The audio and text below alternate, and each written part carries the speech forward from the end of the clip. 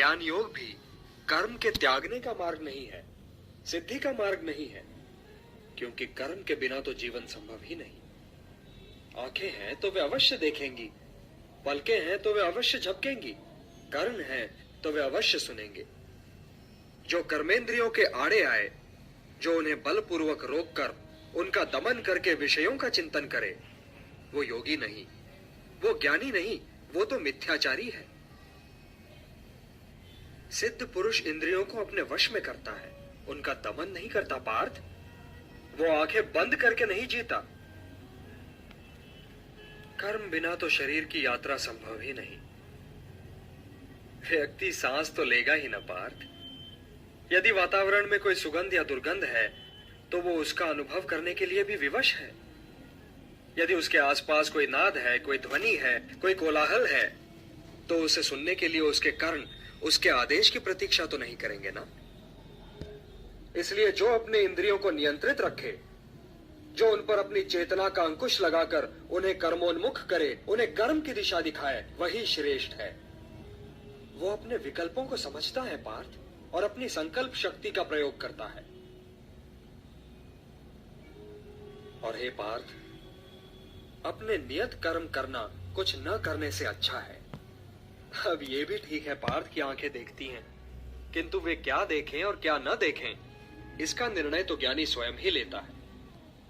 वो आंखों को देखने की, कर्णों को सुनने की और पांवों को चलने की खुली छूट नहीं देता। विकल्प के इसी मोड़ पर ज्ञानी और अज्ञानी के अंतर का भेद खुलता है पार्थ। इसलिए कर्म तो आवश्यक है, क्योंकि उसके बिना तो शरीर का निर्वाह संभव ही नहीं। किंतु हे पार्थ, ज्ञानी पुरुष की भांति कर्म करो, ज्ञानी पुरुष की भांति। नियतम कुरु कर्मत्वम कर्म ज्यायो यः कर्मणः शरीर यात्रा पिचते न प्रसिद्ध्येत अकर्मणः। यज्ञार्थात् कर्मणोन्यत्र लोकोयम कर्म बंधनः तदर्थम कर्म कौन्तेय मुक्त संगः समाचर।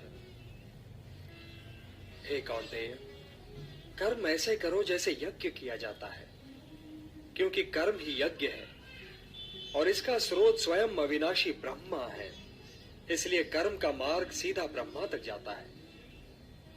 और इसीलिए जो व्यक्ति सृष्टि चक्र चलाने में योगदान नहीं करता, उसका जीवन मूल्यहीन हो जाता है।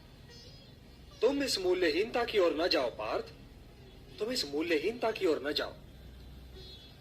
जो व्यक्ति केवल अपनी समस्याओं के विषय में सोचता है, वो तो पापी है। इसलिए तुम इस मोह जाल से निकलकर अपने कर्तव्यों को पहचानो पार्थ, और उनका पालन करो।